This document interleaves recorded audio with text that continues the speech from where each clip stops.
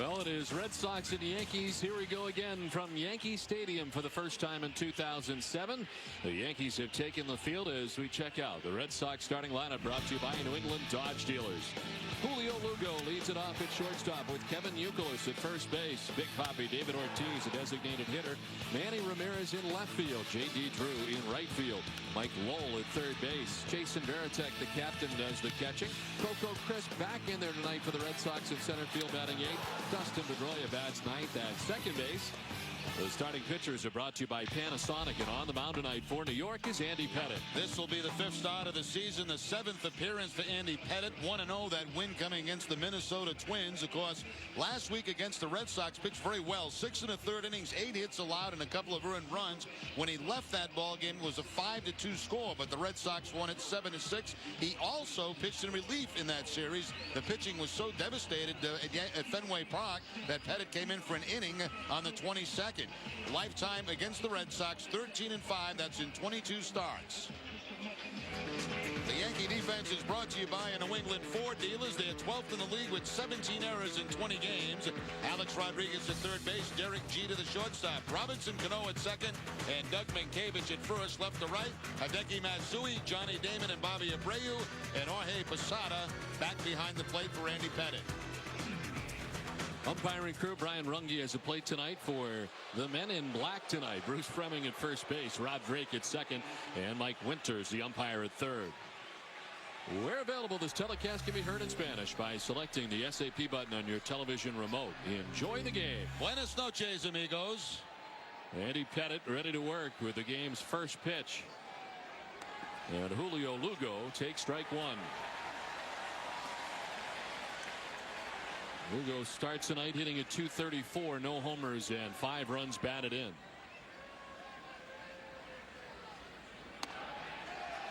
Another strike, this time on the outside corner. Two different types of fastballs from Pettitte. The straight fastball, the cut fastball, which is his best pitch. Curveball and a changeup.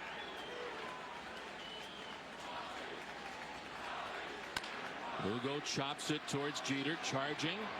The throw off balance and in time. Dug out at first base by Mankiewicz. That didn't take very long for Andy Pettitte. Gets ahead of Julio Lugo, goes to the cut fastball, and gets the ground ball to shortstop in Derek Jeter.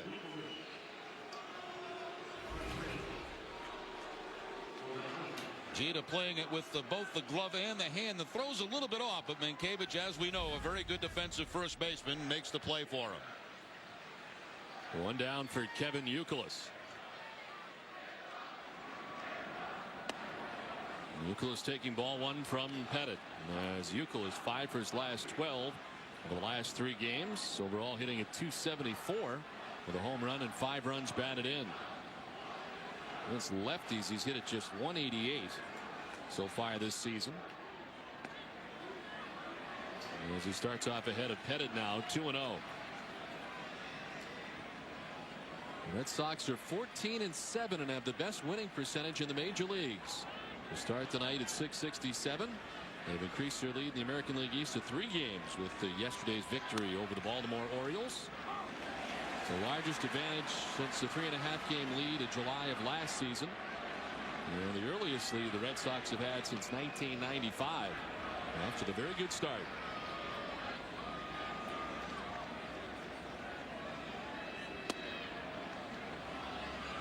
Ball 3, and it's 3-1 now to Youkilis.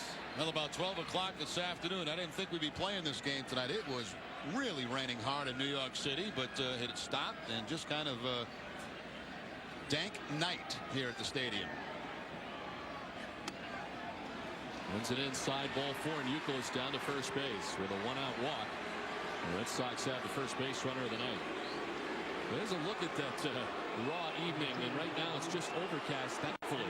But it is on the cool side, and there is a chance for further precipitation tonight. But it was raining very hard throughout the day here in New York, and teams were able to take batting practice on the field. Didn't look like they were going to be able to, but the rain finally stopped. They were able to take batting practice and prepare normally on the field. Ortiz at .287, 6 homers and 19 runs batted in.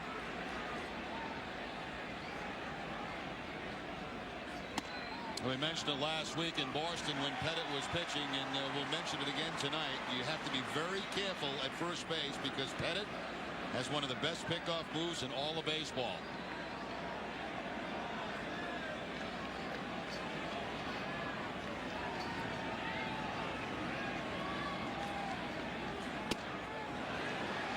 The strike, and it's 0-2 to Big Papi. Andy Pettit, his second stint with the New York Yankees. First time in between spent in Houston.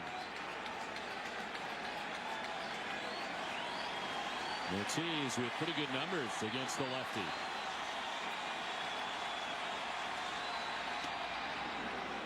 The ball and 2 strikes now to Big Papi. It's very strange, but it's it's only April, but there is a sense of urgency here in the Bronx with the Yankees. Not playing good baseball, not getting good pitching. Well, the Yankees have lost 6 in a row. They were shut out for the first time this season yesterday against Toronto. Ortiz swings and misses and strikes out. The first K of the game for Andy Pettit. Once again, it looks like the cut fastball from Andy Pettit to pick up the strikeout. Andy Pettit has made a career on that pitch. So 2 away, and it brings up Manny.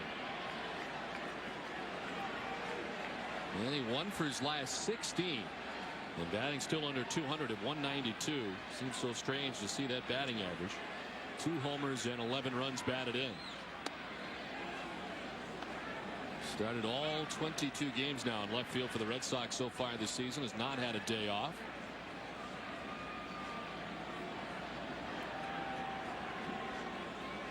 Well, the Yankees having lost 6 games in a row coming into this series.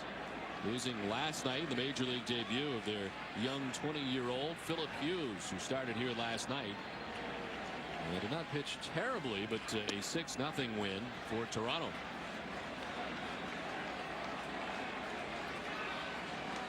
It has been a tough go of it for Joe Torre. As we mentioned off the top, I think their starting rotation was a bit questionable coming into the season. But you take away a couple of those guys and it is less than questionable. It's not been good. And questions about where Kagawa will end up and whether or not he'll end up back in the minor league soon. One of the guys that they brought on as a big free agent signing during the offseason, who has been less than effective and for the moment has been taken out of the rotation by Joe Torre. Here's Kagawa. I think he's paying much less than what the Red Sox had to pay for Daisuke, but so far the results have been much less as well.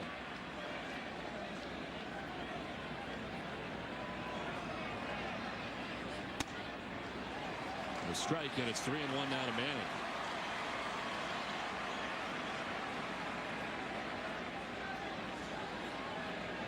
J.D. Drew waiting on deck. With 2 outs here in the top half of the first inning.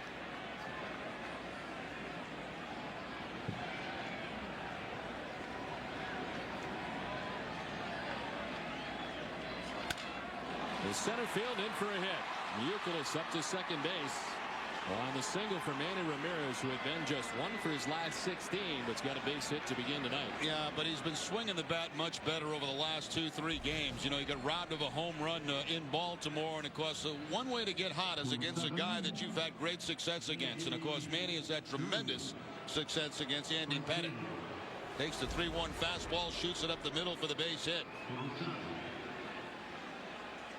So a chance here for the Red Sox in the first inning. Runners at first and second, and J.D. Drew. 314, 2 homers, and 8 runs batted in for Drew.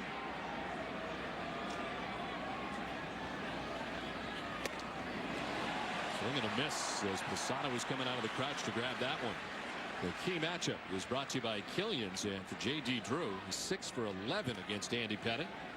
Of course, having the chance to face him over the last couple of years as Pettit pitching for the Houston Astros. Pettit last year 14 and 13 with a 4.20 ERA in 36 appearances last year for the Astros. One hopper knocked down the chest of Mankiewicz. He retires Drew, and the Red Sox are gone. They strand a pair. Yankees coming up, and Daisuke will take the hill for the first time at Yankee Stadium. Sox don't score in the top of the first inning. Panasonic brings you the starting pitcher, and tonight for the Red Sox, it's Daisuke Matsuzaka. Start number 5 for Daisuke, 2-2 on the season, 31 strikeouts in 27 innings, at 25 hits allowed, opponents hitting .248 against Matsuzaka. You see the game Sunday where he did pick up the win against the Yankees, but that's the most runs and hits he's given up in a game so far this season. Inside to Johnny Damon for ball 1. And for our friends back in Japan, Nippon no Minisama, Ohio gozaimasu. And I hope that means everybody in Japan good morning.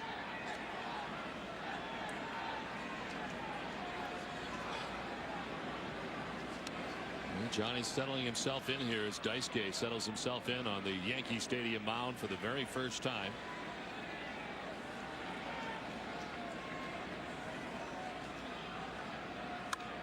Damon sends it foul, and it's 1-1. Johnny 0 for 3 in last night's loss to Toronto. He has just 2 hits in his last 21 at bats. We had a chance to visit with him on the way into the ballpark today, arriving at the same time. Yeah, I got one of those man hugs that I didn't know how to handle. I thought you handled it very well. You went right first, which is always the way to go.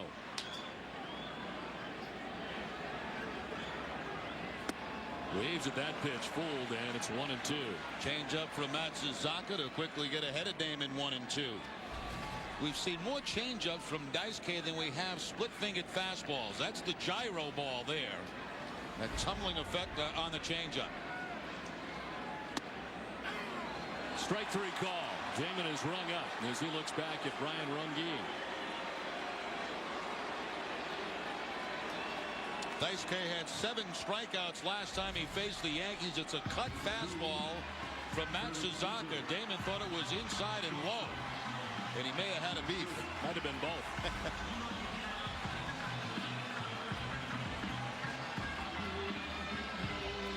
So 1 down, and it brings up Derek Jeter. Jeter at .316 with a home run and 6 runs batted in. Hit safely in 14 straight games and 17 of the last 18 games to begin the season. And Derek Jeter able to homer off Daisuke Matsuzaka on Sunday in the final game of the series, and the sweep for the Red Sox. You mentioned Daisuke was touched for a total of 6 runs in that outing over 7 innings. But Jerry, I think you'll agree, the most formidable and maybe the strongest lineup he'll face all year. Yeah, and it's better tonight because it has Posada and Matsui in it. So left center field in for a hit. Over is Crisp. And Jeter extends the hitting streak now to 15 straight games. Let's check out the rest of the New York lineup, brought to you by Rico. Bobby Abreu in right field. Alex Rodriguez at third base. Jason Giambi, the designated hitter. Hideki Matsui back in there for New York. In left, Jorge Posada doing the catching. Robinson Cano at second base, and Doug Mankiewicz at first. Bats 9.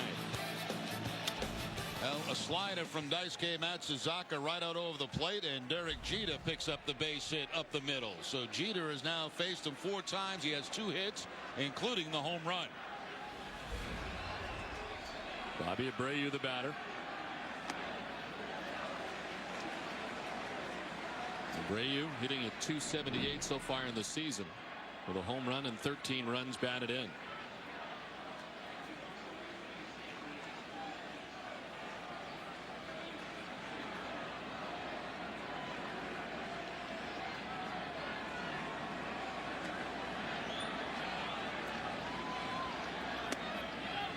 Much has been made how Matsuzaka is not as good out of the stretch position. Most pitchers are not as good as they are out of the windup. But sometimes out of the stretch, he takes a little bit off the fastball. He does not have the deception of the windup where he kind of hesitates and can throw some hitters off with that.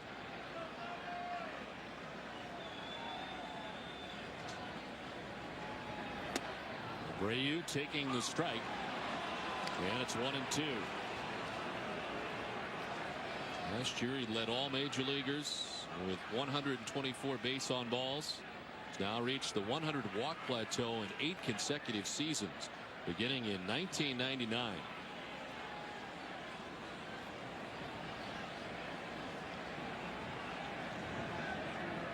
Count of 1-2 to Abreu.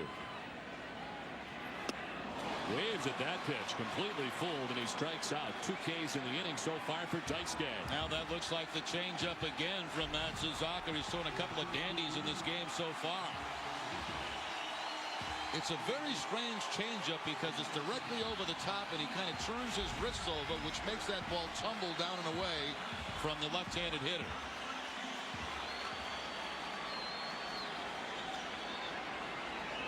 Two down for Alex Rodriguez, and what a start it has been for A-Rod. 378, 14 homers, 34 runs batted in as he dribbles one down the third baseline. Lowell barehands and throws. In time, they got him. Nice play by Mike Lowell to get A-Rod. Done with one, no score from the stadium. Top half of the third inning back at Yankee Stadium.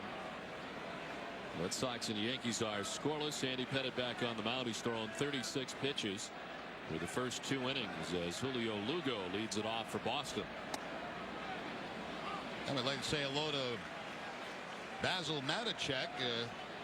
His son does the audio for our broadcast. Basil's a big fan of the Red Sox from Rocky Hill, Connecticut. Ball outside from Pettitte. And it's 1-1 now to Lugo. Second time through now for Andy Pettitte through the Red Sox order. Boston able to get 2 hits against him first time through. Ramirez and Crisp both with singles. The short right fading fast and in for a hit.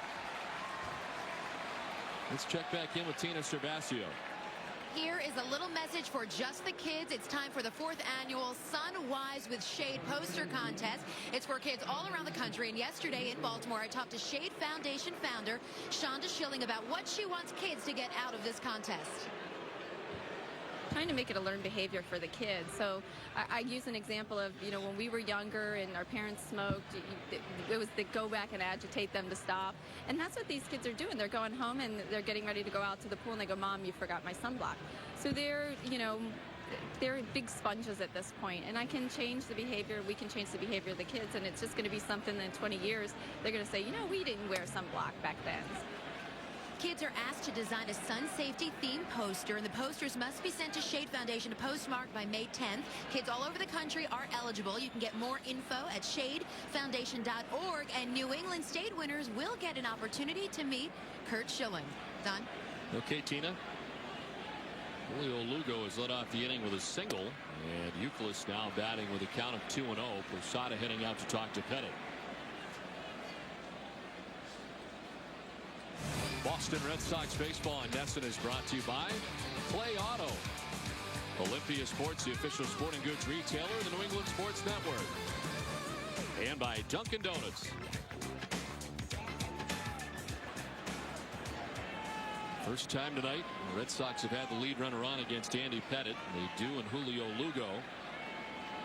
6 steals for Lugo has not been caught yet. And everything this inning so far from Pettitte has been up in the zone. The base hit by Lugo was on a high pitch.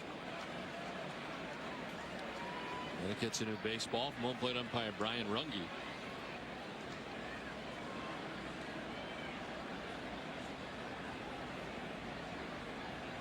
Youkilis walking his first time up. The only walk tonight allowed by either starter. A strike, and it's now 3-1 to Youkilis. I'd have to say, with the Yankee staff the way it is right now, I would think they have the most confidence when Andy Pettitte goes to the mound. He's pitched very well for him so far this season. Gave him a good game at Fenway last week. He's made the most starts so far. Ron Guidry and Joe Torre. Youkilis drives one to deep left down the line, and it is gone. A 2-run home run for Kevin Youkilis, his second home run of the year. And the Red Sox strike first. They head on top 2-0.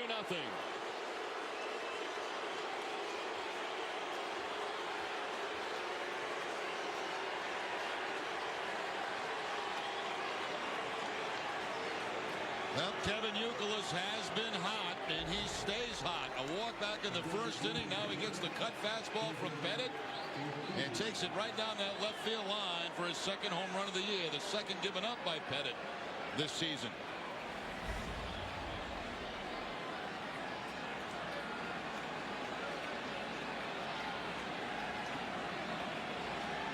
The other home run was Jason Varitek's, as standing in is David Ortiz take a strike over the outside corner.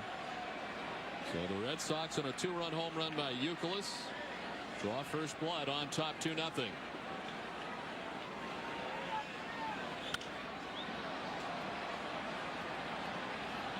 One more look at the pitch to Kevin Youkilis that he hit to left field for the home run. Posada setting up inside, wants it down.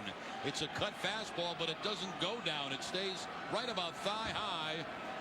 And Youkilis gives the Red Sox the 2-0 lead.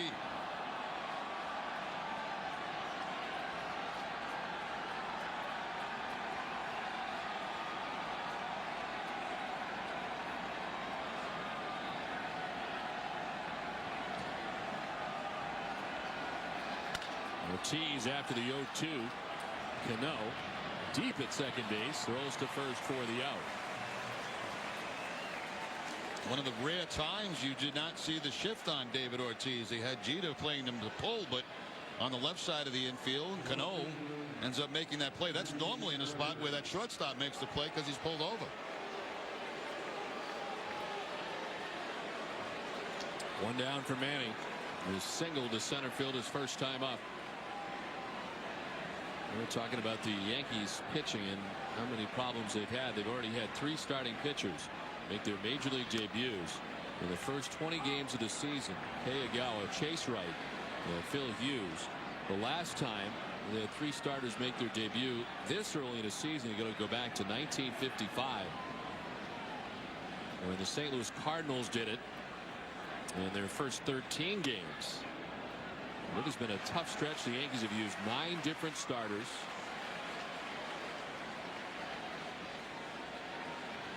And Pettit has certainly been the most consistent so far for Joe Torre.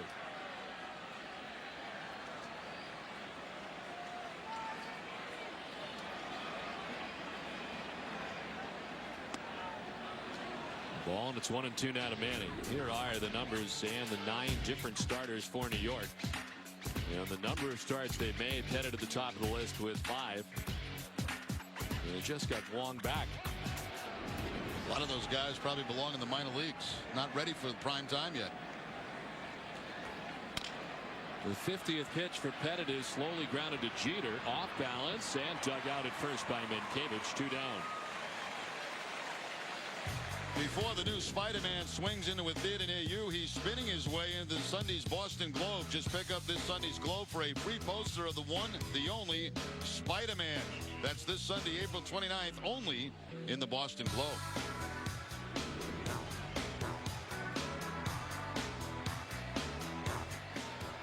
Two down for J.D. Drew. Grounded out to first base, his first time up.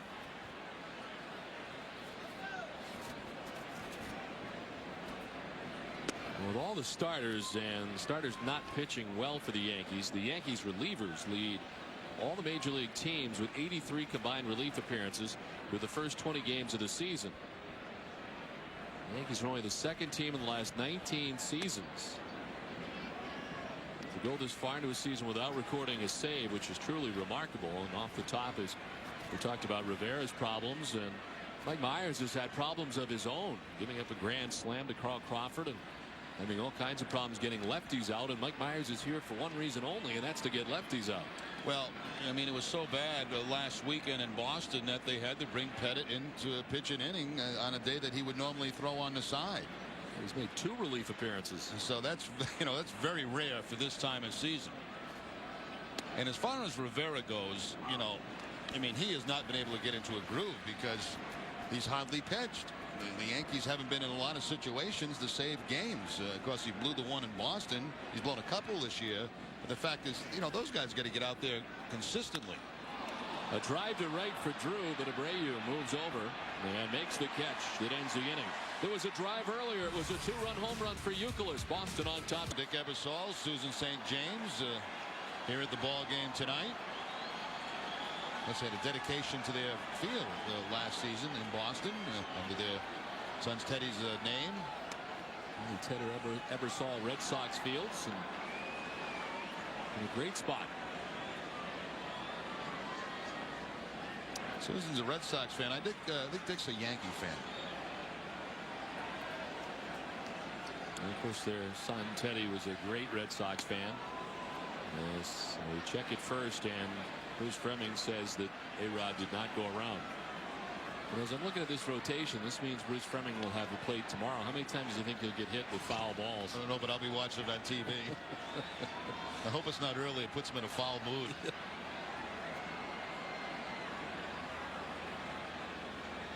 A ball and a strike to A-Rod. And fouled off to our right. And truly a remarkable start to the season for Alex Rodriguez. He tied Albert Pujols for the Major League record for home runs in the month of April. With 34 RBIs, he was one shy of Juan Gonzalez's Major League record for most RBIs in April, 35. Gonzalez had 35 back in 1998.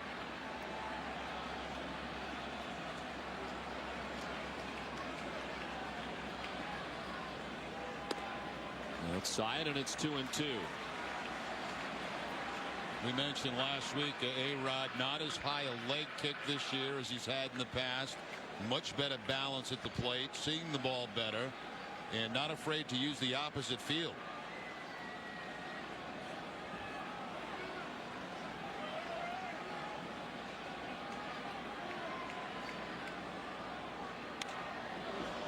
To begin the year, I think most thought that at the end of this year, this would be it. For Alex Rodriguez has the out clause in his contract, that option that he possesses. But reading some of the comments lately that he has had for a lot of the Yankee beat writers, that he would like to hang around, which I think surprised some folks. Well, you know what? Let's wait and see what happens. If the Yankees get to postseason play, what kind of postseason will he have? And if it is a good one, then maybe he stays. Another bad one, see you later. So you think the ending will dictate whether or not he stays? I really do. Well, it's been a great beginning. Daisuke trying to go inside with the fastball just off the inside corner. Clearly not a strike. Well, this is largely the reason that a lot of Yankees fans have not really embraced him as a Yankee. 4 for 41 in the postseason, and as any Yankee fan will tell you, it only matters in the postseason. As there is ball 4, and he's down to first base. Second walk given up by Daisuke. Most walks he's given up in a game is 3, and that was against Toronto in 6 innings up in the Rogers Center.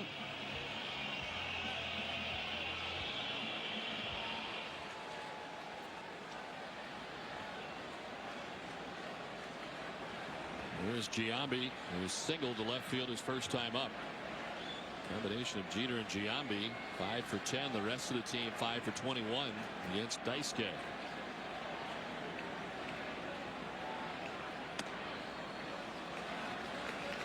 A shift on for Giambi. He was singled to left his first time up, one of only 2 hits off Daisuke.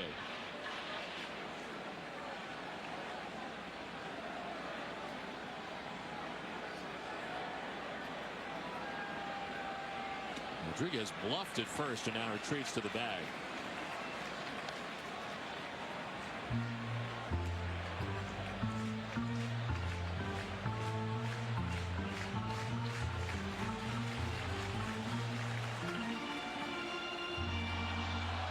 Second time tonight the Yankees have had the lead runner on.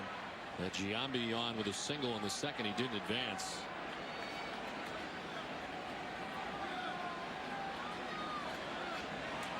Ahead of the count, 2-0.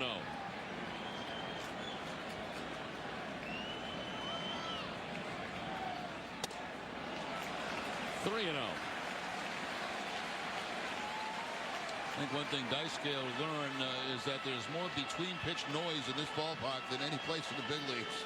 It's constant noise. 10 pitches in the inning, 7 balls.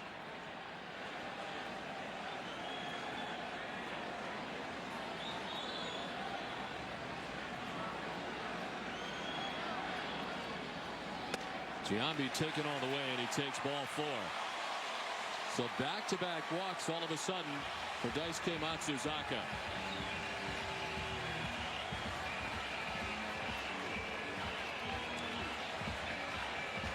After the walk to A-Rod on a high breaking ball, the sequence of pitches to Giambi, missing with the cut fastball away. Tries a curveball that is not a strike. Up with the fastball, then up again with the fastball. None of those pitches really close to being strikes.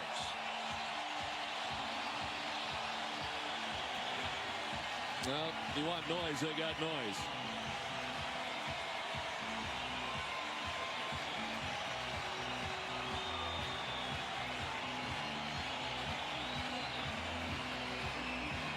Known as Godzilla in Japan, known as Godzilla in New York. Here is Hideki Matsui.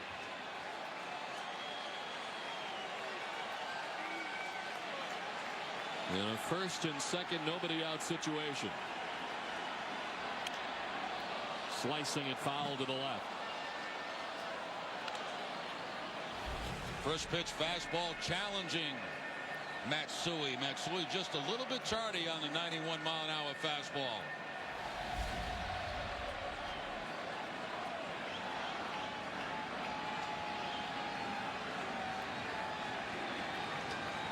Daisuke won the first battle, got Matsui to fly to center.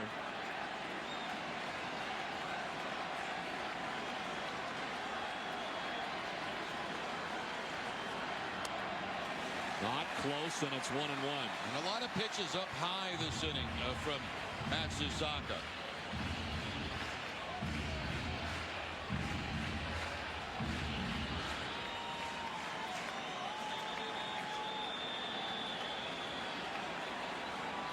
He has walked Alex Rodriguez. He has walked Jason Giambi. Now a count of 1-1 to Hideki Matsui. Ball 2, 2-1. 5 walks have come in the 4th inning this season, the most of any inning. As he makes his way through generally the order for the second time.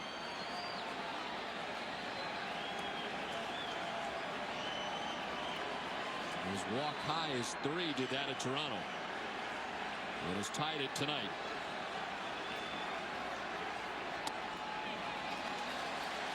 The strike, and it's 2-2. Well, it took a long time for Runge to call that.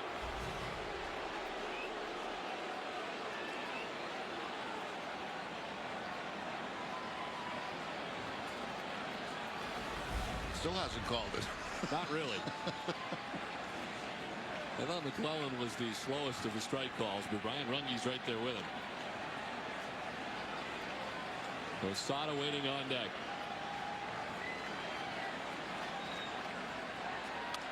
This is a very late swing.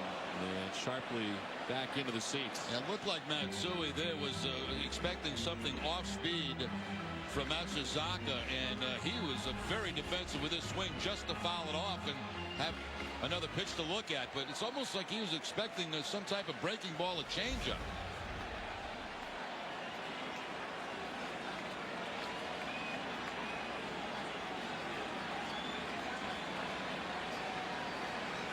A-Rod at second, Giambi at first, nobody out.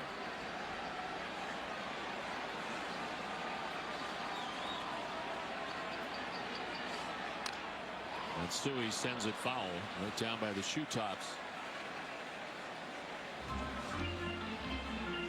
Now, these two have met in Japan in the past. This is Daisuke enjoying an 8-year standout career. The Seibu Lions, the Nippon Professional Baseball, compiled a record of 108-60 with a 2.95 ERA in 204 games. And at least 14 wins 6 times. And matching up with fellow countryman Hideki Matsui tonight at Yankee Stadium. In the dirt and a full count. Well, Joe Torre had the runners going. Maybe a little bit dangerous. Left-hander at the plate.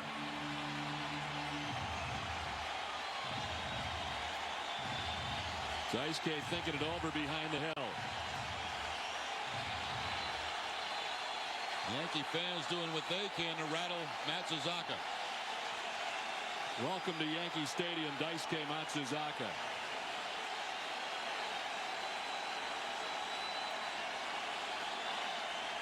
Runners go. Outside ball four. He walks in. 3 consecutive walks to begin things in the fourth.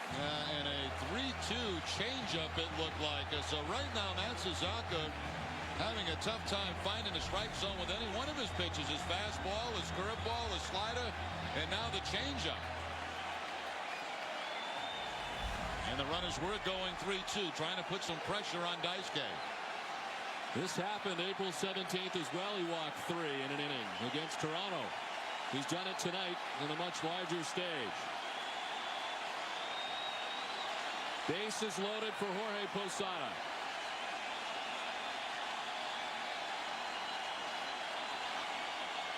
He's a little flustered out there right now. Bases loaded. He looked back to Lugo to see who was covering second on a double play. No, you get a ground ball, you go home with it.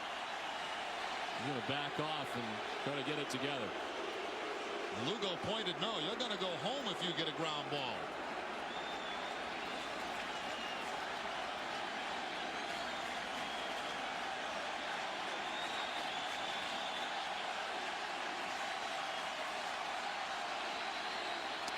The breaking ball in there for a strike.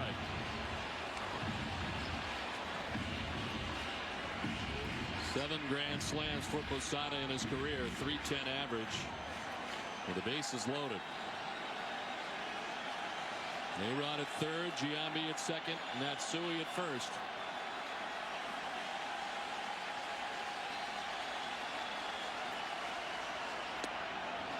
Did he go? They'll check. No, says Mike Winters. This is what I was talking about with Daisuke with the bases loaded. Maybe a little flustered after the 3 walks. He's seeing who's covering second. He's pointing to Lugo or Pedroia. Pedroia said, no, you're going home with the ball if you get it. Go for the 1-2-3 double play. This inning has been a lot of work.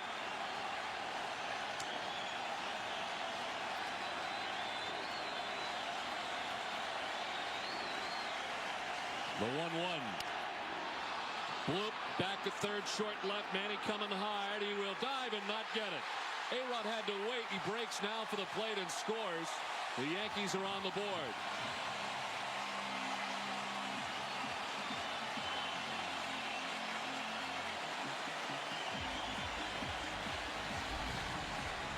Fastball here to Posada, just kind of bloops it down that left field line.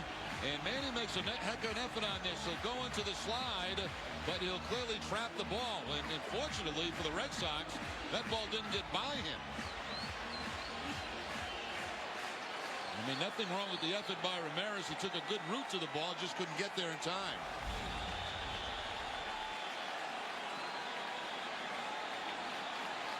The light bank, I think, has gone down as Posada pointing up to it. It did seem to get darker there all of a sudden, a shadow. Some of the players looking up, it either kind of flickered or went out. Yeah, whatever it is, it doesn't look like it's had an effect on the field at all. Definitely got a little darker down the left field line. But they play on. Cano takes ball 1.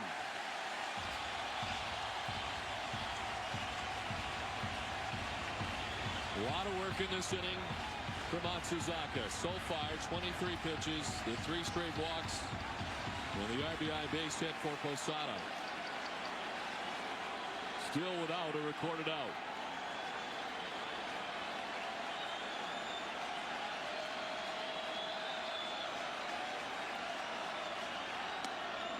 Swing and a miss. Got that one by Cano at 93.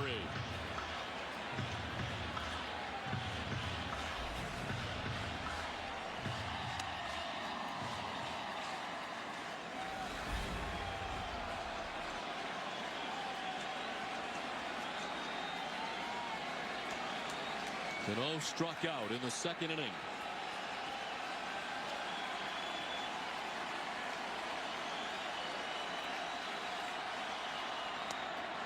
Swing and a miss. Last time with 2 strikes against Cano, they went upstairs with a high fastball. J.C. Romero loosing in the Red Sox bullpen.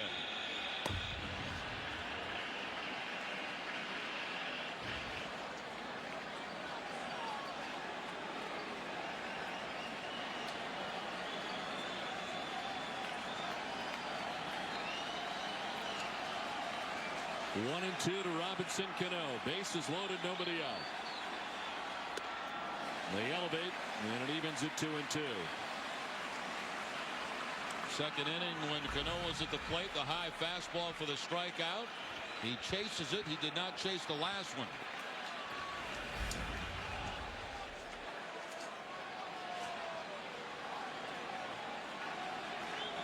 Farrell looks out at his starter, who is rattled here at the moment, trying to settle in and find his bearings. Cano slap it foul off to the left.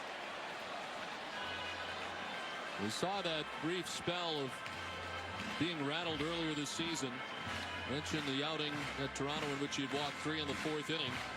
He's walked 3 in his 4th inning and given up the base hit that has driven in the Yankees' first run. But in that outing, he came back to strike out the side and settled down. Did find his bearings last time. This time trying to get out of a mess in the 4th and preserve the 1-run lead.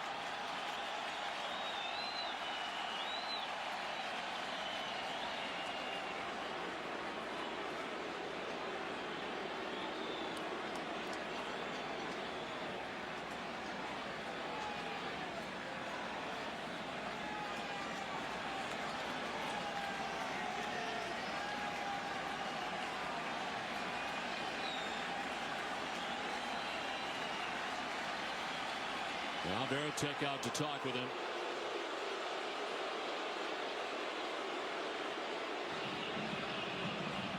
Terry Francona was talking today about Jason Veritek having some different things that he keeps on his wrist, some key words that will help him in communicating with Daisuke.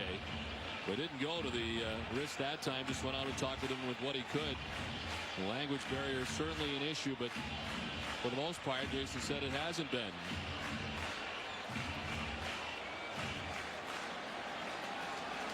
Right now the issue is the Yankees with the bases loaded. Giambi at third, Matsui at second, Posada at first.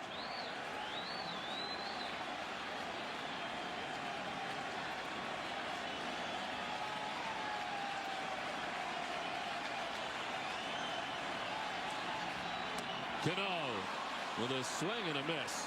And a big strikeout for Daisuke. That's a beautiful pitch. That's the changeup from Daisuke. And, you know, he has Cano thinking about the high fastball. That's how he struck him out in the second inning. That's how he tried to get him a couple of pitches earlier with the high fastball. So Cano's thinking about something above the belt. Instead, he gets the changeup down low. Perfect pitch by Matsuzaka. Even though it wasn't a strike, for a hitter, that's a tough pitch to lay off. So the first out of the inning. And now Doug Mankiewicz bats. He was a strikeout victim his first time up. Sliced it foul off to the left. You know, one thing I questioned, Don, in the first few outings I've seen Matsuzaka pitch, and I don't think he's used that changeup enough, to be honest with you. You know, I've seen a lot of sliders from him, cut fastballs, straight fastballs, a couple of curveballs. He's thrown an occasional changeup, but not as many as I thought he would. I mean, that's a great changeup.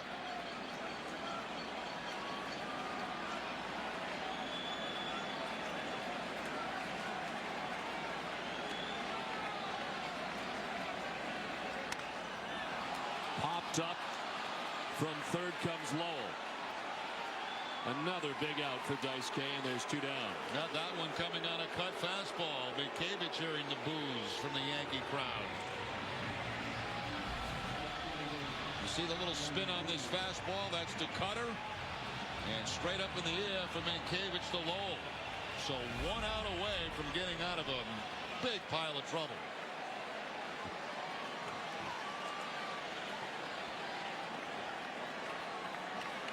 Johnny Damon has struck out looking and walked.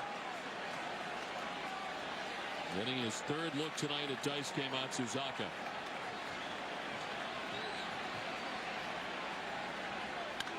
Grounds it foul. Johnny has been an incredible hitter with the bases loaded in his career.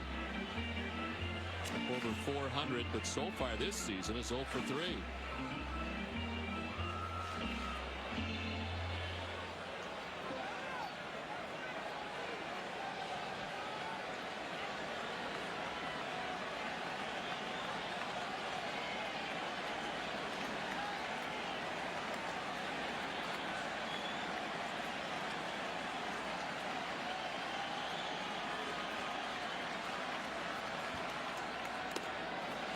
Up and away to Damon.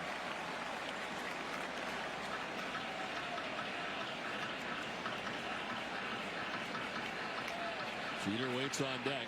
Daisuke's pitch count reaching 74 pitches.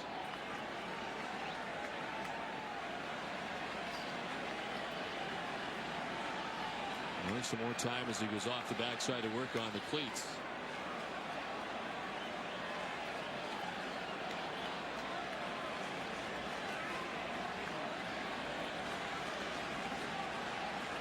Giambi at third, Matsui at second, Posada at first, 2 down.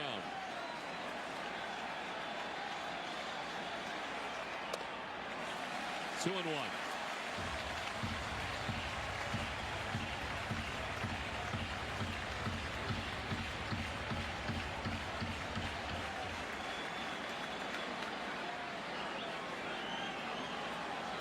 I think Johnny may have ruined someone's camera. Foul ball a couple of moments ago on the first pitch.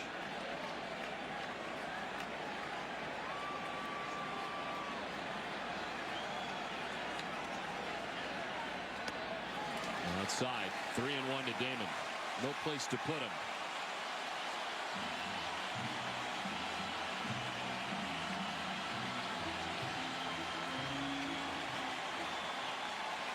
Daisuke for the first 3 through 42 pitches. This will be pitch number 35 of the inning.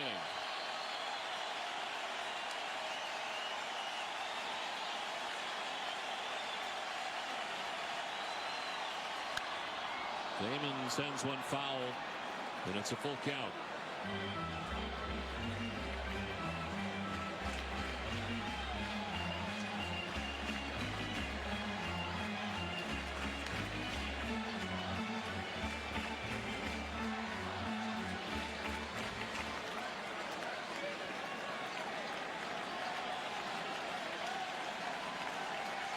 Runners will be in motion. Bases filled with the Yankees, 2 down.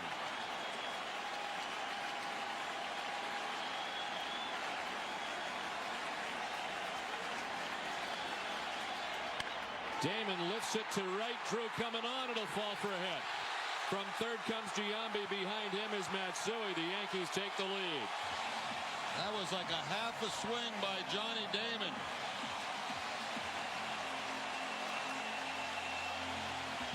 That's why Damon's been so productive with the bases loaded in his career. A changeup, it looked like, from Matsuzaka. Damon with almost a half swing and just punches it in front of J.D. Drew. Yep, it's the changeup. And look at Damon. I mean, not even a complete swing. He was fooled by the pitch, but he still makes contact and drops it in front of Drew. He may not have liked the swing, but he certainly liked the result. Yep.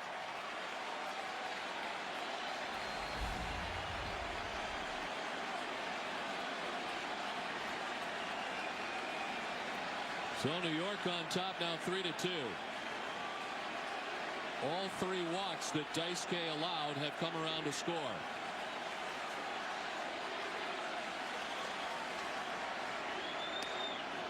Jeter swings through a 92-mile-per-hour fastball.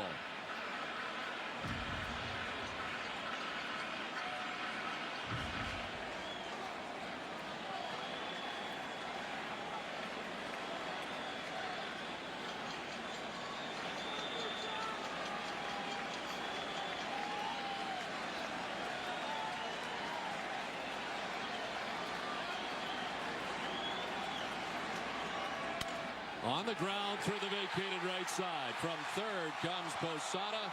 It's a 4-2 Yankees lead. Ball bobbled in right, so Damon takes third.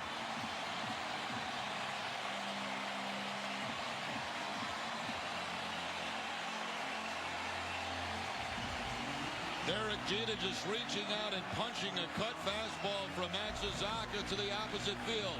Veritek set up a way. They get the pitch away, but again, just going the other way with the cutter. And then, as you mentioned, Don, that bobble by J.D. Drew, and Damon moves on to third base. He was going to stop at second. There's the bobble, and that'll be the second error for J.D. Drew on the season.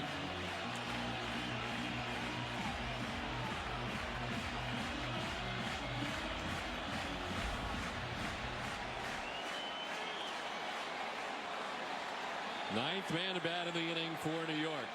And it's Bobby Abreu, who was struck out, grounded into a double play.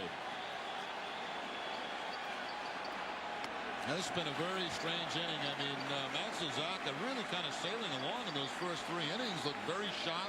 Good location with his pitches. All of a sudden, he comes out in the fourth and walks three straight guys. Almost got out of the jam after back-to-back outs, but a half swing by Damon and opposite field by Jeter. 40th pitch of the inning. And it's ball 2, 2-0. You go back and you look at the Posada base hit. That was just a little slice bloop to the opposite field, too. But the thing that killed him this inning, the 3 walks.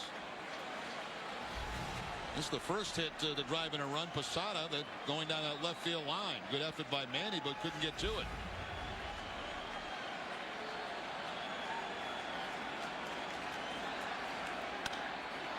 Popped up.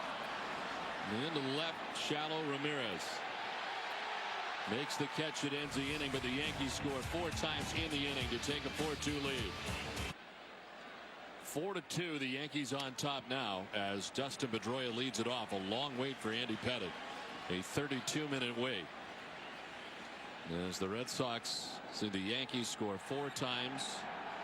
The 3 walks in a row to begin the inning by Matsuzaka. They all score. He's trying to bunt his way on as Pedroia sends it foul. Take a look at the hits against Daisuke in the 4th inning. None of them really scorched. The fly ball that drops in front of Manny Ramirez. A half swing by Johnny Damon. And then Jeter with a pretty good swing here to get a base hit. But it's not the hits. It was the walks that got him in trouble. The 3 walks to start the inning. And that's an awful tough hole to dig out of, especially against this lineup. You walk 3 guys in a row, you're going to pay for it.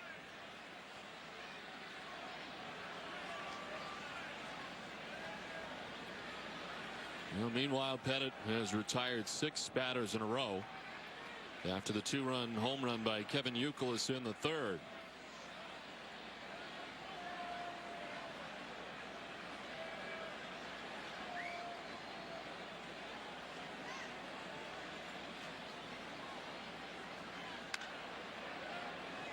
FW Webb is proud to be official supplier of plumbing, heating, and cooling supplies for the Boston Red Sox. To learn more about how FW Webb can help you, contact your local professional contractor or visit fwweb.com. FW Webb, we've got it.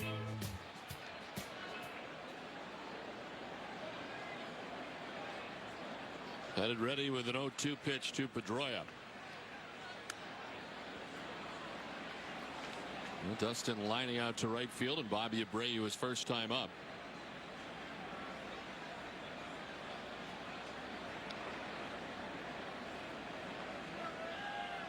Pettitte with 4 strikeouts and a walk through the first 4 innings. Again to right. Abreu having to go back further this time, but again he's there to make the out on Pedroia. The Red Sox Player of the Week is brought to you by your Kia dealers. This week it's Hideki Okajima. 4 games, a 0.00 ERA, 3 innings pitched, 1 save. He struck out 4. And of course the very impressive outing in the first game of that series against the Yankees when Papelbon was unavailable. He finished it off and really set the tone for the sweeping of the New York Yankees at Fenway last weekend. Well, Julio Lugo. Lugo is grounded to short and singled to right field.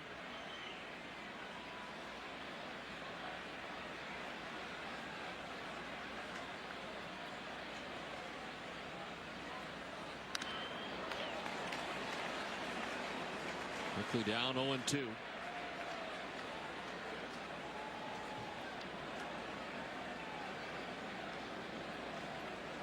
Looking on Jason Varitek's cleats. Rained here a long time today, but the field was mostly covered. It's not to rain since the game started.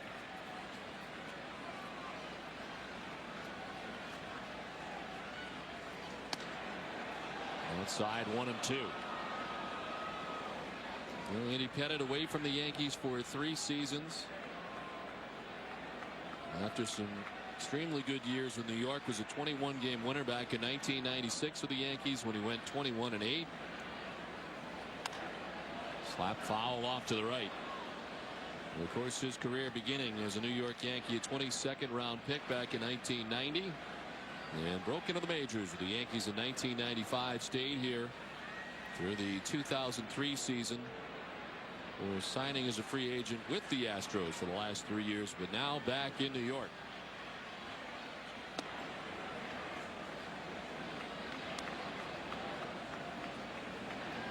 A 21-8 record in 2003 as well, twice a 21-game winner.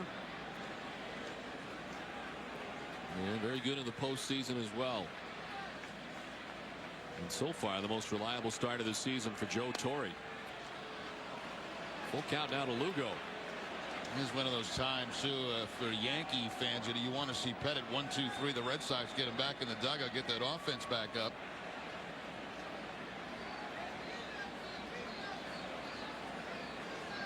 Especially when they get Daisuke a little bit shaky out there right now.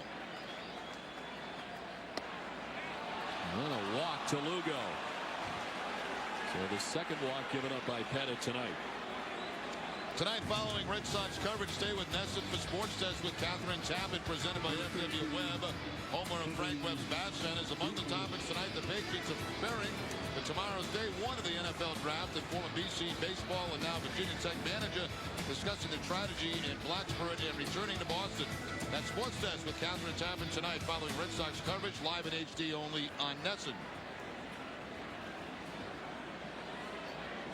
Red Sox have a 1-out base runner for Kevin Youkilis with a 2-run home run his last time up. Yes, it's the time call from Brian Runge.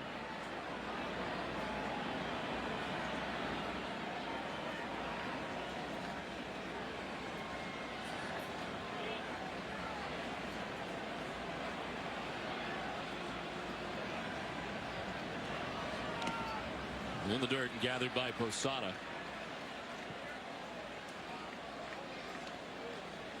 That's Posada last weekend with that bruised thumb.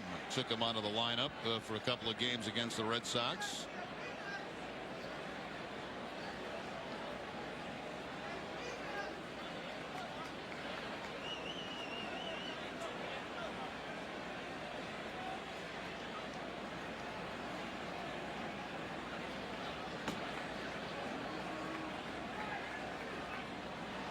Runner goes. The pitch is a strike and no throw from Posada. So Lugo continues to be perfect as he steals second base. You know, one approach you take against Andy Pettitte is you gamble. Okay, first move that he makes, you take off because you can't read his move. So if you can do that and you're lucky and he goes to home plate, you steal it easy because it takes a long time to get the ball home. I think that's what Lugo was doing there, just guessing. He took off and picks up the stolen base. Now Youkilis, left side diving Jeter off the glove and into left. And Lugo to third on the base hit for Youkilis. So Youkilis has been on base 3 times tonight. The walk, the home run, now the base hit by the dive of Jeter. Jeter gets a glove on it but can't knock it down, and that's why Lugo can move on to third base. Actually just deflected it with the thumb of his glove.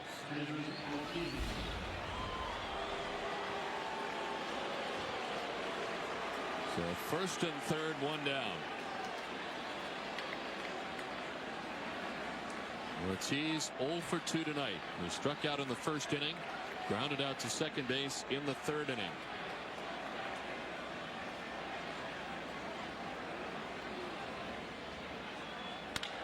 To center field and in for a hit. From third base comes Lugo, and the Red Sox back within a run. And this is exactly what the Red Sox wanted to do. Sounded like a broken bat from David Ortiz. It is the cut fastball from Pettit, but Ortiz has had great numbers against Andy Pettit. Right toward the end of the bat, picks up the base hit. 20 RBI now for Ortiz on the season.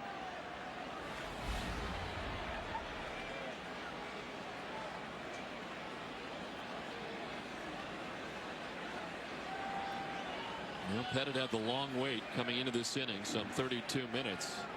Well, his team came up with 4 runs. He's given up his 3rd run of his outing.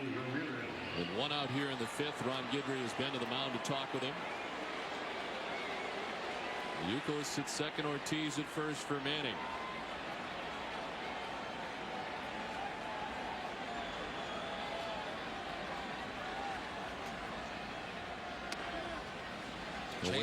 Change up, Don. That's a pitch that Pettit would go to at Fenway, and he had some success with it, getting some ground balls. Manny laid off that changeup that was away.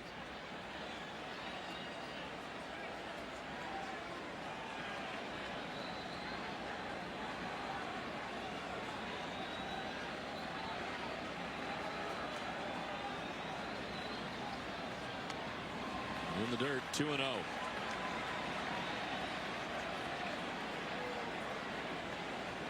Pettit has struck out 4. He's walked 2. One of them coming in this inning, and that walk turned into a run. He walked Lugo, who's coming around with the 3rd Red Sox run.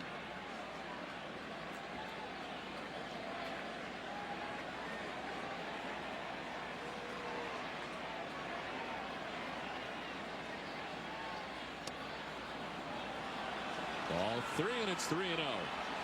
Manny very seldom swings 3-0, but I'd let him go here. He doesn't even look for a sign.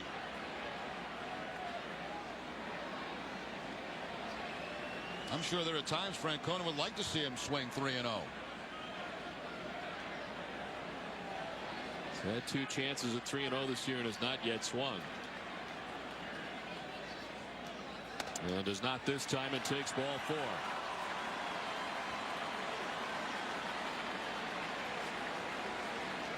Stay tuned after the game for WB Mason's Extra Innings with Granite City Electric. Extra Innings Extra with Tom, Karen, and Dennis Eckersy. They'll bring you Dice Game at Suzuka's live post-game press conference plus reaction to Game 1 of this weekend series from both clubhouses. It's all right after the game in high def on Nesson.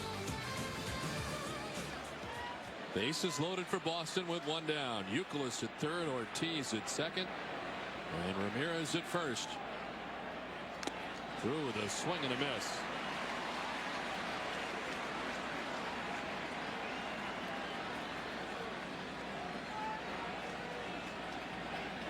Drew was grounded out to 1st and fly to right. 0 for 2 tonight against Andy Pettit.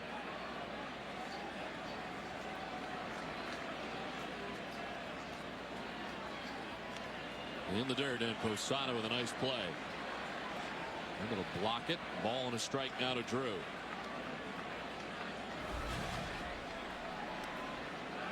This ball in the dirt, Posada going down, and nothing on his mind but blocking that pitch. Didn't try to catch it. Take it against the chest protected, deaden it, and leave everybody at their bases.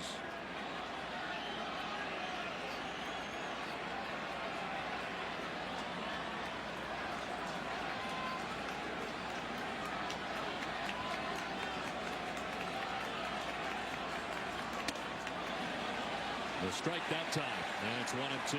Pettit got away with one there too, because Posada wants this ball away. It stays inside, and that's a good pitch for a left-handed hitter to hit. J.D. Drew would like to have that one back again. Look at Posada. He wants that cutter out here, and it stays in this area.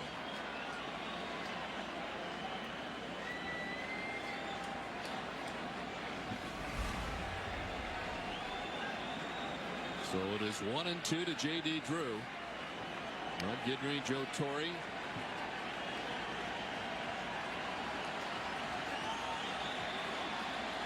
Headed ahead 1-2 to J.D. Drew. Swing and a miss. Drew strikes out. That's a big strikeout for Andy Pettit. Yeah, he missed his pitch. You know, he froze on his pitch, which was the one previous to this. Kicks off Posada, but not far enough for Youkilis to try it. Posada has got much better as he's got older as a defensive catcher. When he first came to the big leagues, not real good at blocking pitches in the dirt, had a lot of pass balls, but it's something he's worked on. Still not maybe the best in the league, but much better than he was when he broke in.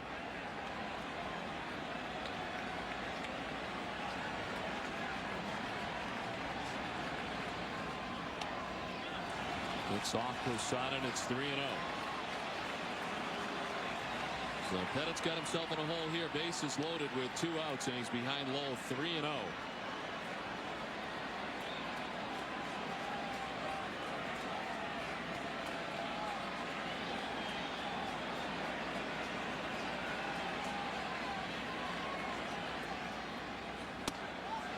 There's a strike with Lowell taken all the way. 3-1.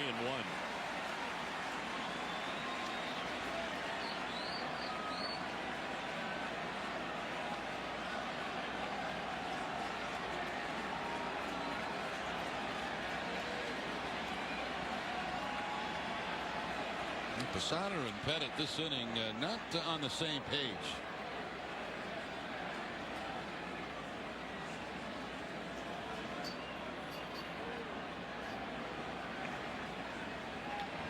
Through the signs once again. And Pettit finally agreeing. The 3-1.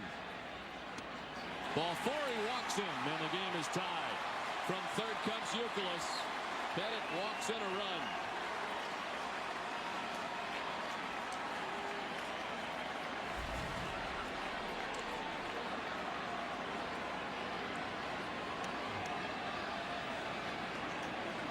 Well, the 5th inning has been a bad control inning for pitches. Actually, the 4th for Daisuke, walking 3 in a row.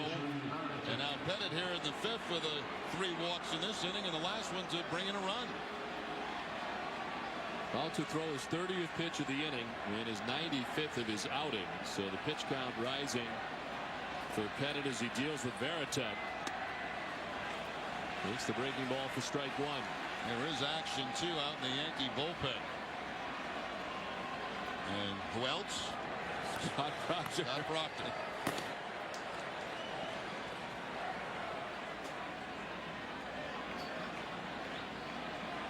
Jason Varitek has had his problems tonight with Andy Pettit striking out twice, both times swinging.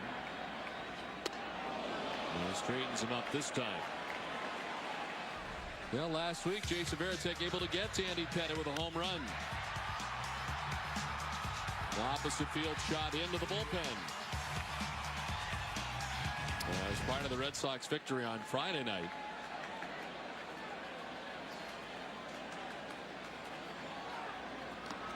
Gets through Posada from third base comes Ortiz. He will score and the Red Sox take the lead. Now that looked more like Posada when he was a younger player. He did not get down on this ball at all. He knows it's going to be in the dirt, but it looks like he tries to catch it. And it gets right through the 5-hole. See the glove come up?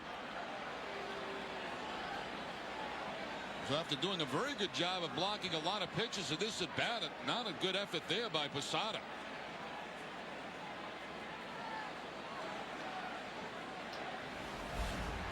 So it allows Ortiz to score and give the Red Sox the lead.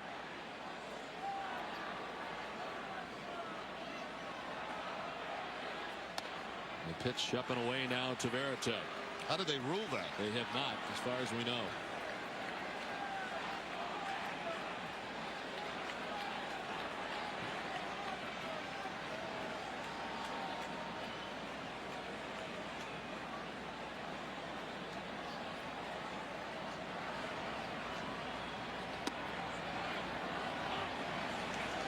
They did give it a wild pitch, which it did bounce, but it certainly was one that Posada could have blocked.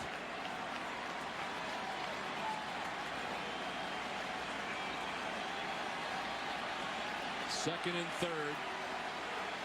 2 outs. A 3-run 5th inning so far for Boston.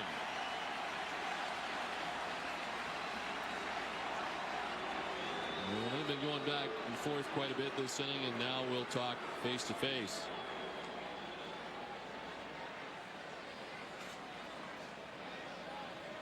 The Yankees scored 4 times in the bottom of the 4th inning to pull ahead 4-2.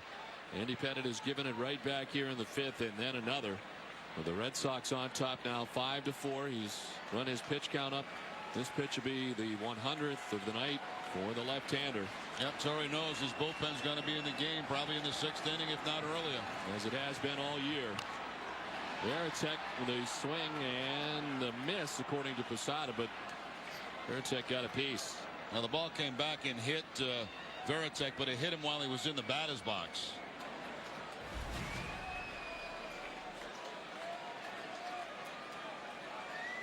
Ball bouncing up and hitting the left thigh of Varitek while he's still in the box. Posada's going to tag him just in case.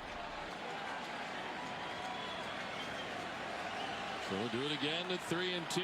First base open.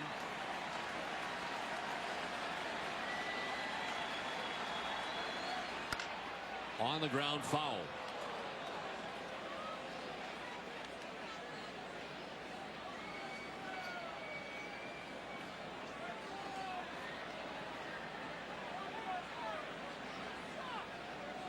This will be the 8th pitch of the at-bat to Jason Varitek.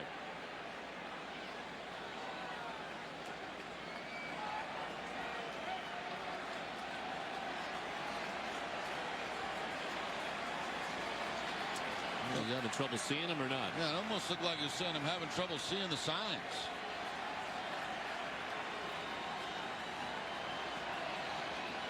And Posada wearing weight on the fingertips like a lot of catchers do.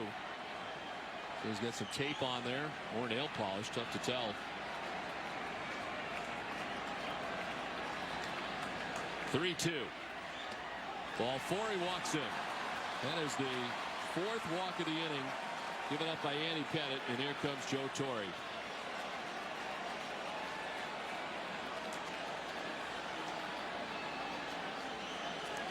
So the long wait coming into the inning, and a very tough inning for Andy Pettitte. As Torre will go to get him, he has reached the 100-pitch plateau on the night. And departs trailing in this one 5-4. This call to the bullpen is brought to you by your local Ford store. Every journey begins with a bold move. Start your journey today by visiting your local Ford store. New pitcher when we come back to Yankee Stadium. He's done the same thing twice. That's fly to right. Both times Bobby Abreu back there to make the catch.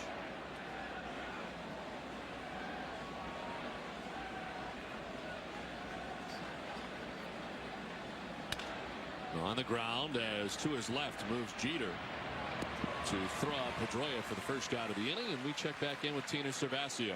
Don, earlier we saw Julio Lugo take off for a steal in the 5th inning. I was talking to first base coach Luis Alicea this week, not about, of course, how fast Lugo is, but why he is a good base stealer. And he said that Lugo might be the one guy in this league who immediately goes into full speed. It doesn't take him time to pick up speed. He just leaves the bag, and he's immediately at full speed. He goes 0 to 60 in a split second, just like Jerry Remy back in his heyday. Jerry will have something to say once he finishes the dog. To left field, back, and it is gone. A home run. Lugo has to retag first. Julio Lugo, his first home run in a Red Sox uniform, and it puts the Red Sox on top 6-4. Quite a night for Lugo. The base hit, a walk, a steal, and now the home run, kind of a line drive home run, as Susan James likes that result. I think Lugo, I don't know if he tripped over first base or he was stunned that the ball went out of the ballpark, but he had to go back and re-tag. Line drive, he's running hard. He's not sure it's going to get out of the ballpark now. For some reason, after he rounded first, he went back and re-tagged it. Let's see. Looks down. Yeah, he got it for the first time. But just to be sure, seeing it was a home run, he goes back and gets it again.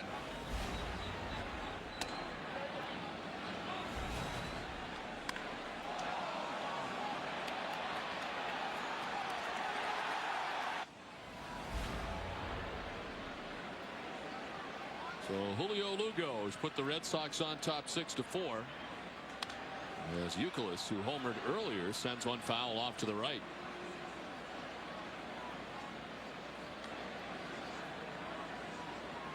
By the way, Tina, thank you very much for that compliment, but I can't even remember how to steal a base. Well, that's what I heard. I heard you were fast, Jerry. So, you know, and I know you're still always trying to steal some bases every so often now. I see it in position, ready to go. I'm still fast getting out of the ballpark after a game, that's for sure. Keep using those skills. You know, Ricky Henderson was very much, well, greatest base stealer ever. And, you know, when he had that crossover step, he was like a sprinter coming out of blocks. You know, he just was at full speed right away. Strong, strong legs. And Kavich over by the tarp, leaning in, but can't get it, and then falls into the well.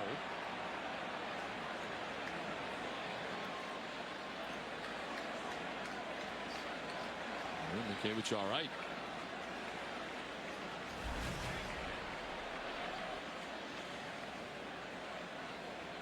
Jumping over the fence there, timing it, but couldn't get to the baseball. And last week at Fenway Park, making the catch as he goes into the stands. That was on that Saturday ball game on Fox. Where the Red Sox and Yankees will be tomorrow at 4 o'clock. The 1-2 pitch to Youkilis is sent foul back and above us into the top deck. Well, the Red Sox and the Yankees playing late day baseball tomorrow afternoon, and then we're back with you on Sunday as they wrap up this 3-game series with New York.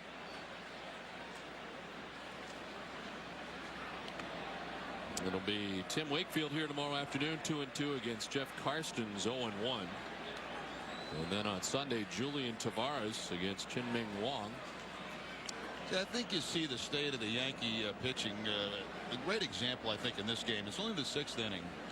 But with the game close, he has to go to Proctor at this stage of the game. He doesn't want to use Proctor now. Proctor's a guy that he wants in the 7th, 8th inning leading up to Mariano Rivera. But, you know, because the Red Sox have been scoring some runs, had the big inning of 5th, he's got to go to him now, and that just messes everything up out there for him.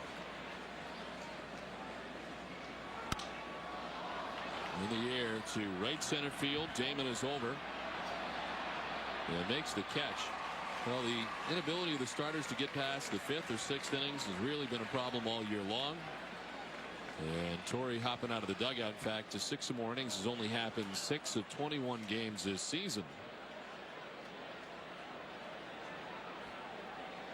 Proctor was able to get the last out of the 5th. And the first 2 outs of this inning mixed between the home run by Lugo and Proctor done for the night. Sean Henn will be coming on as it is a 6-4 Red Sox lead. 7-4 Boston on top as we head to the top half of the 9th inning. And Mariano Rivera on for the Yankees. It's hard to believe that you're in the end of April and Rivera does not have a save yet on the season. Only 7 appearances, a 1-2 record. You see the career games, 75 games against the Red Sox, 35 saves and 46 opportunities. And, you know, a lot of it's been asked, well, why do the Red Sox have so much success against Rivera? They see him a lot. They see him probably more than anybody else. Well, he last pitched on Monday, trying to get him some work here tonight in obviously a non-save situation. And he hasn't had a lot of those anyway, blowing 2 saves on the year. And a walk-off home run, Marco Scutaro, the Oakland A's. And of course the Red Sox getting him to him for the other blown save. Drew, Lowell, and Varitek expected here in the 9th.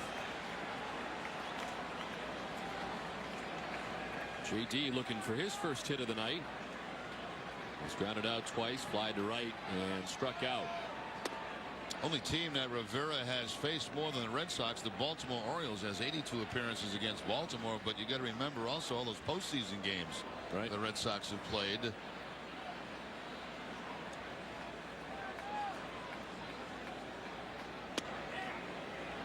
Struck him out in very quick fashion. Drew is gone.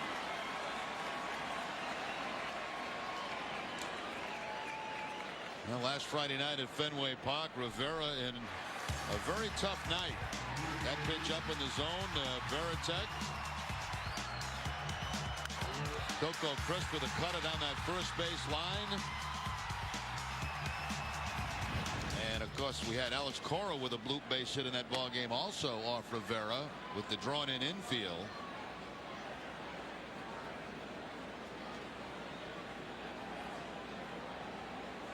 Mike Lowell looking to extend his hitting streak as he bats here with 1 out in the 9th. Nick does not have a hit in the game tonight, and riding a 12-game hitting streak coming in. Does have an RBI as he walked with the bases loaded back in the 5th inning, part of a 3-run 5th for Boston.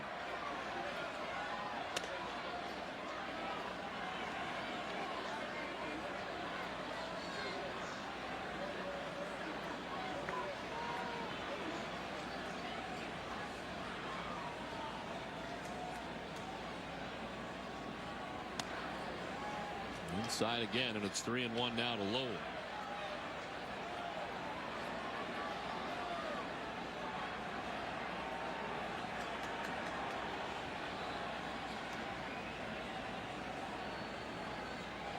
The Red Sox right now 7-3 in a 13 consecutive game stretch against exclusively the American League East.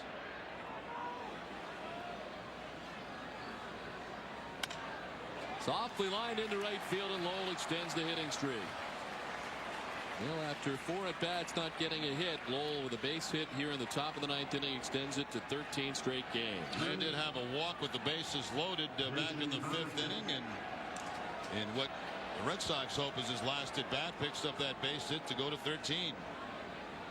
Well, last night he extended the hitting streak in his last at-bat and did it in the 8th inning in Baltimore against the Orioles. There's Jason Varitek, who's 0 for 3 with a walk.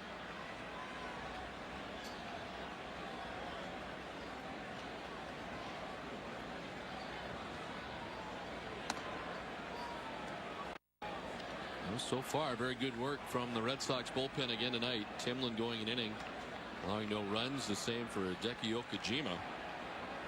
Red Sox relievers have compiled a 1.11 ERA over the last 14 games. And will do nothing to damage that so far tonight. Full throw picked out by Mankiewicz. It would have been hit for if the inning had continued last inning. Phelps was coming in, but he didn't bat. Mankiewicz goes back to first.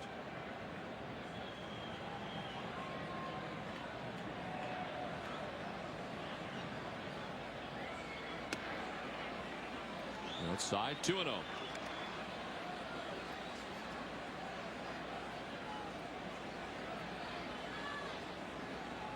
Red Sox with the lowest earned run average in relief in the American League at 2.41 coming into tonight's game. That's the 3rd best mark in the majors behind the Mets and the Padres. And a swing and a miss. And it's 2-1. That's that famous cut fastball from Rivera. That one really moved quite a bit on Jason Varitek.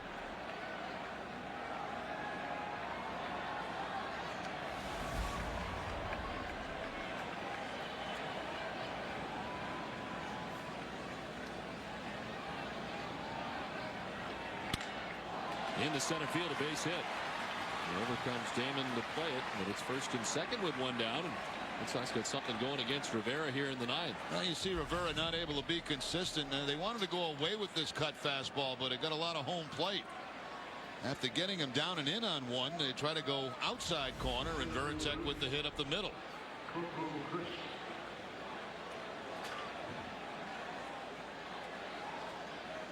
I would think it'd have to be very tough for Rivera to stay sharp with the limited amount of work that he's had in non-safe situations he's been in.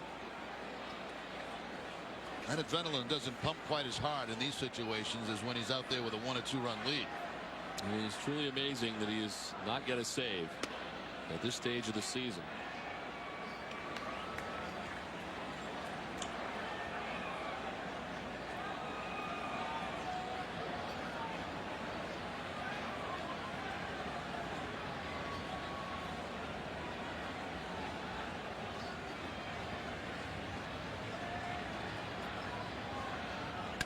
Crisp lines it into right center field, a base hit.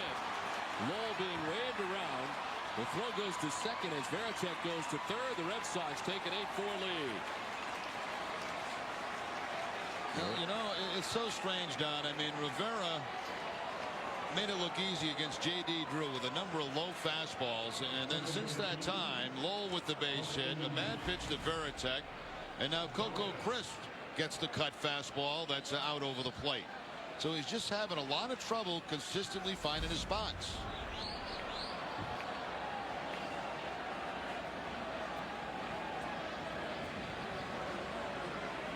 Well, the Red Sox looking for more, now on top by 4 as Dustin Pedroia stands in. He doubled in the 8th inning and scored off Luis Vizcaino.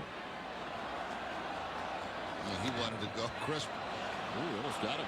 He was leaning towards second base, and the longer Rivera held the ball, the more he was leaning and had that weight on his right foot, and then almost stumbled getting back to the bag. Almost got pushed off the bag with the tag.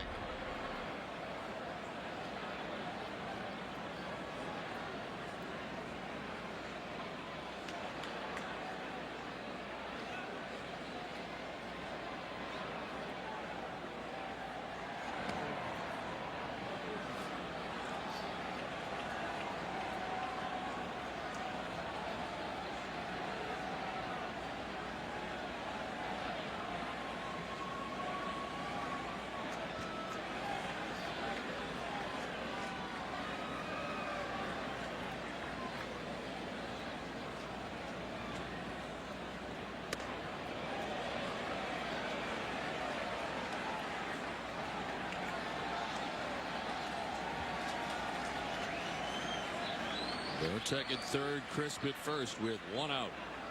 The Sox adding a run here in the 9th inning.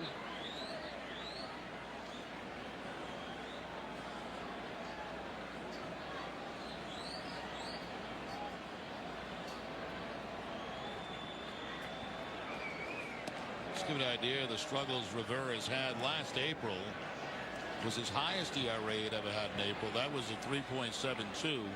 This April, as we stand right now, 8.10.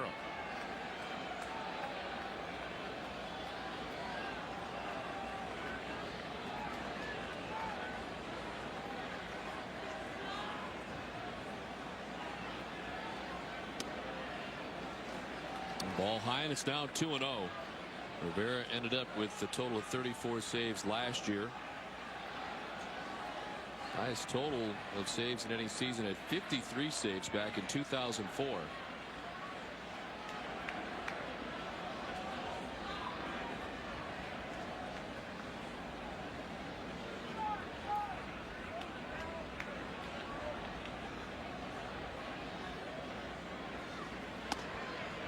That one drops in there for strike 2 and 1.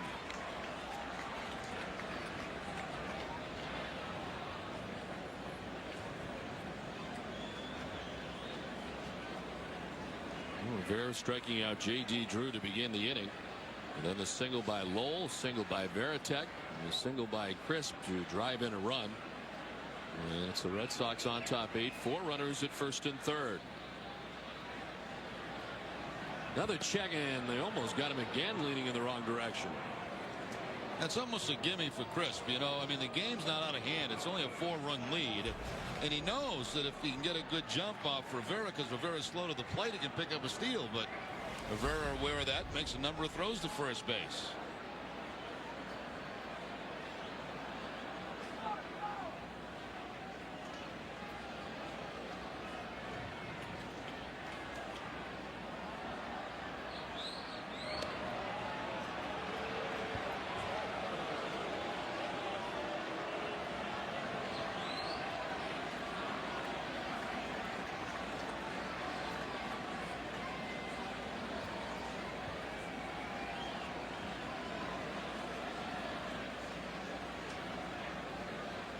I think Mo's been hanging out with Vizcaino.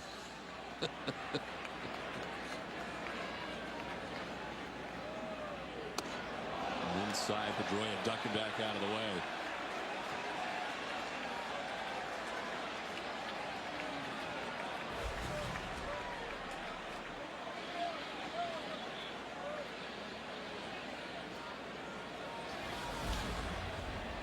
Well, the next pitch will be the 20th of the inning for Mariano Rivera.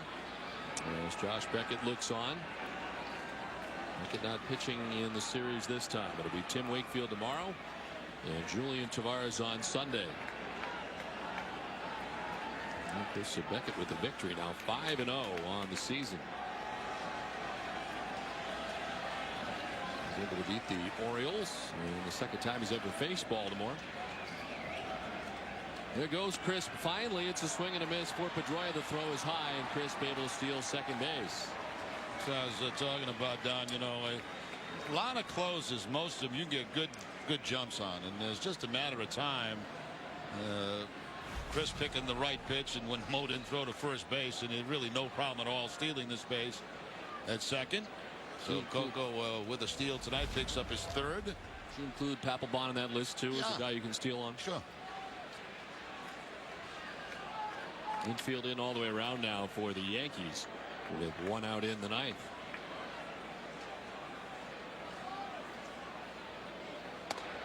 And it's ball four to Pedroia. And to first base.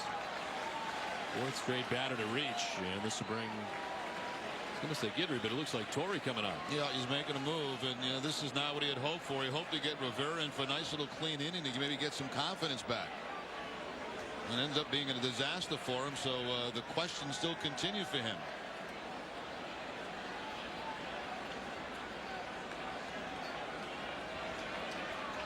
So the pitching change. It's an 8-4 Red Sox lead in the top of the ninth inning. People were talking to me. I didn't hear what you were talking about. Oh, thanks for listening, Don. Never mind. But the problems continue for Rivera. Third of an inning. 3 hits allowed, a run, 21 pitches for Mariano Rivera. And of course Mike Myers coming on for the 14th time this season. 10 innings, 5 hits allowed, a couple of earned runs. He has walked 5 and struck out 4. What was the question again? I'm sorry. Yeah, it wasn't that important. The moment is gone. I was just curious if this was a Red Sox destination weekend in New York. Oh. I didn't know the answer anyway, even though I've heard it now. Okay, just throwing something out there. One out. Bases loaded for the Red Sox. And it's strike one to Julio Lugo. He's had a very nice night. With 3 hits and a walk, his first home run in a Red Sox uniform. Well, the excitement that was here to start the game, this crowd has thinned out just a bit. 55,005 here at one point tonight. Most have ducked out. As we roll on to another Red Sox Yankee classic of a 4-hour game. Papelbon is still throwing, but I think we're more likely to see Pinheiro. You think maybe get some work for Papelbon? We'll see. You know, when he gets Papelbon up, he likes to bring him in. But the point is, if the Red Sox continue this and score a few more runs, and I don't think he will. I think you'd want to save him for the last 2 games of this series. Slow grounder that is foul. Now Lugo got a chance to put a real capper on a great night for him already.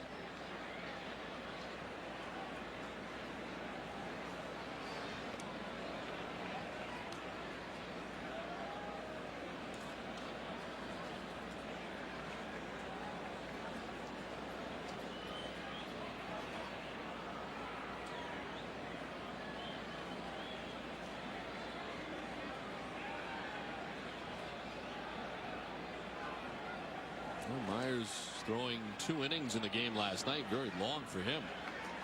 It's the Toronto Blue Jays. Now brought back into this one as he misses inside.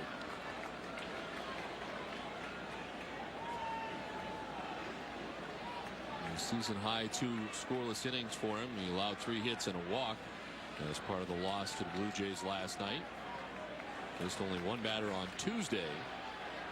And that was allowing the grand slam to Carl Crawford and the Tampa Bay Devil Rays.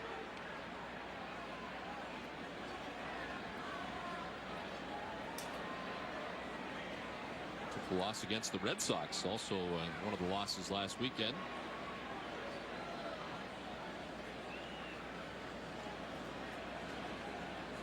One and 2 the count to Julio Lugo.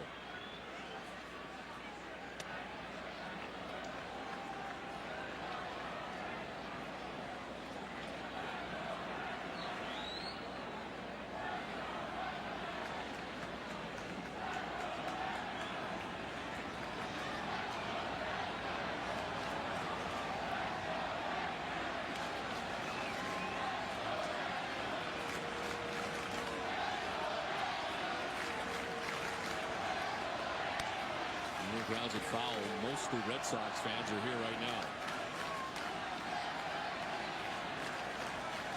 Yankees fans are having trouble drowning out the chant.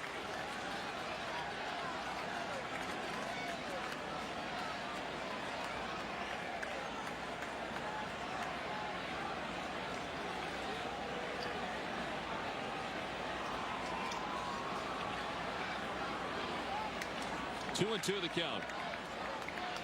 Bases filled with Red Sox here in the ninth.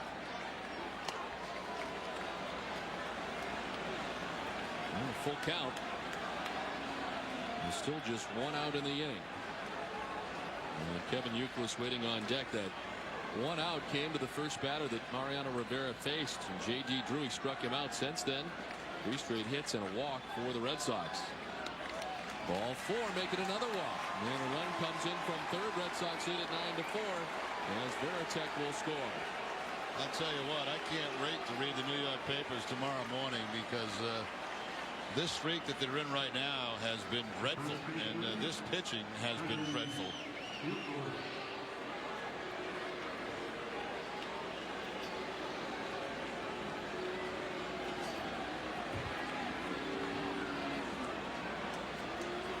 Here's Kevin Youkilis. There's a strike to Youkilis. Beginning the day, the Yankees had lost 6 in a row.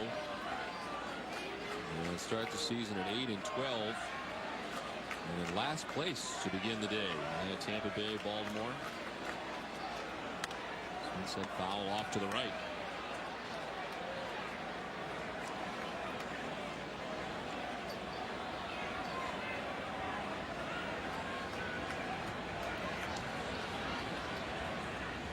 The Red Sox enjoying their earliest and biggest lead since 1995. On top of the division. On the ground right side, ranging is Cano. Will fire to first, and in from third base scoring. There's David Ortiz with 2 outs, runners at second and third. It's been a 3-run ninth.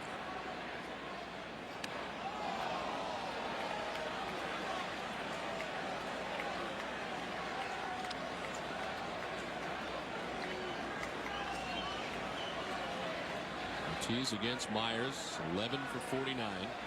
At 224 in his career, has 3 home runs off Mike Myers.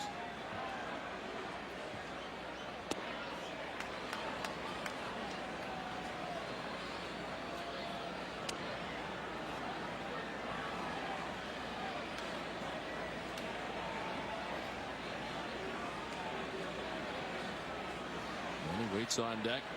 2 outs here in the top of the ninth. Ortiz, the 8th man to bat. On the ground and through into left field, a base hit. Pedroia scores. Lugo stopping at third base as the Red Sox grab another run. Right now, Myers can't get Ortiz out, and that kind of started last year, didn't it, at Fenway Park? I mean, he's a specialist against lefties and just not getting the job done. Crawford got him for that grand slam down in Tampa Bay. Ortiz has had success against him.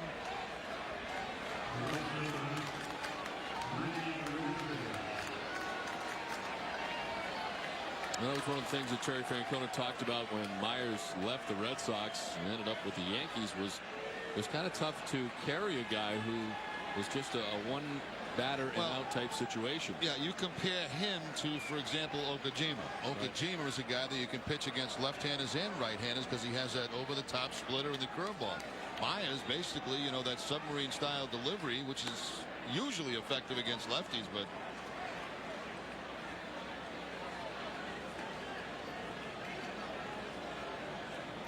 it's first and third now with 2 down. And he had a single back in the first inning. On the ground this time to Jeter. He'll go the easy way to second to end the inning. The Red Sox add 4 runs in the ninth and take an 11-4 lead to the bottom of the ninth. Half of the ninth inning, it's 11-4. The Red Sox on top, and the new pitcher for Boston, 4th of the night. Here's Joel Pinheiro. 10th appearance for Pinheiro. His last outing coming against Toronto on the 24th. 2 innings in that game, 3 hits allowed, no runs, no walks, no strikeouts. 11 career games against the Yankees. 8 of those starts. A 2-3 record.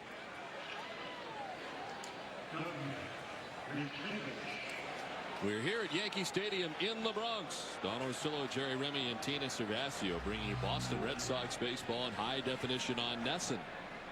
The Red Sox adding on to their lead with 4 runs in the top of the 9th. You know, there is a story behind that in the Bronx thing. A couple of years ago, after the Red Sox won the championship, right, we opened up, didn't we, the following year here in Yankee Stadium? Right here at Yankee Stadium. So we were trying to hype that, you know, opening day, the Yankees, and you had to do some promos for it, and they wanted you to say, in the Bronx. And you couldn't quite get the...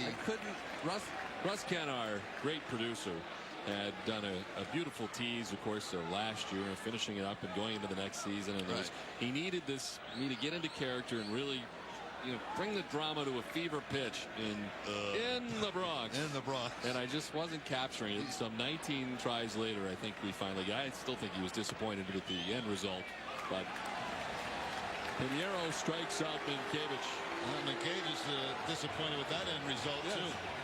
In the Bronx. In the Bronx.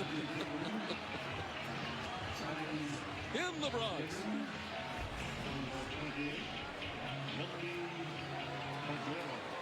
So 1 away. And we're going to have a pinch hitter for Johnny Damie Melky Cabrera. And he's going to bat here in the 9th.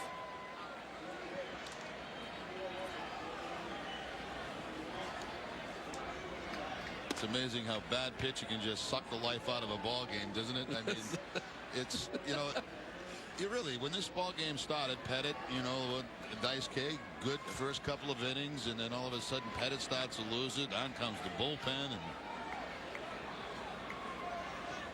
it is so frustrating when you have to play behind those type of performances. It really is. And this man right now is going to be scratching his head saying, how are we going to fix this thing?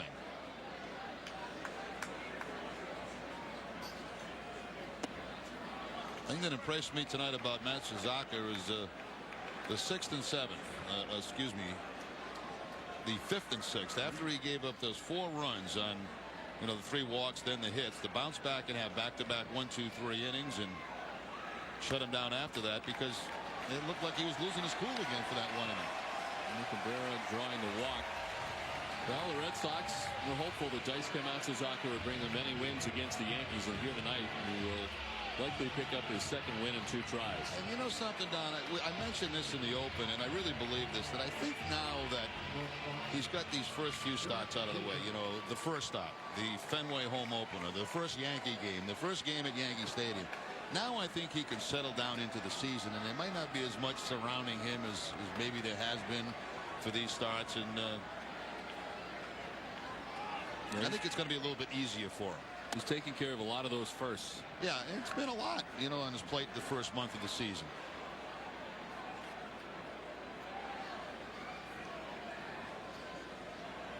Derek Jeter with 3 hits, reached on an error, has been on base 4 times tonight.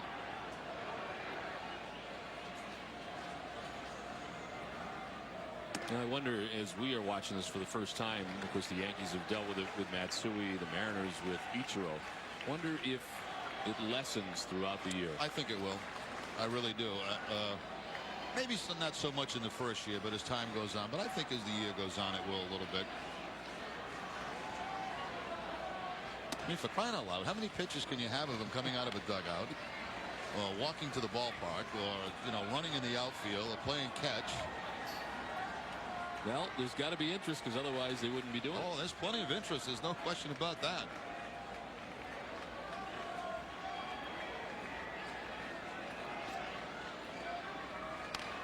This one tapped foul. And it's 2-2. Now, we have not seen, because our part of the job is over when the game is over, but the press conference that he holds after the game, that's something that TC and Eck have to sit through. I imagine that must take a while, too, with the translation going back and forth. Watched a little bit of that in spring training when he would do his from the tent after going. We had that sometimes during games. There is some extra time. Breaking ball fouled off. Still 2-2. Well, tomorrow will be Tim Wakefield matched up against Jeff Karstens. Wakefield 2-2. Karstens 0-1, and that's another situation for the Yankees right now. How about that guy, huh? Wakefield, the way he's got off for a start this year. Yeah, Wake, 2.08 earned run average in center field. Right to Coco Crisp, and there's 2 down.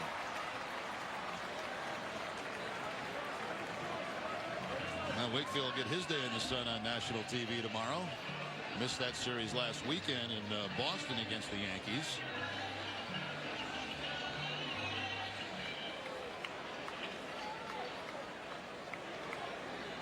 Two down for Bobby Abreu.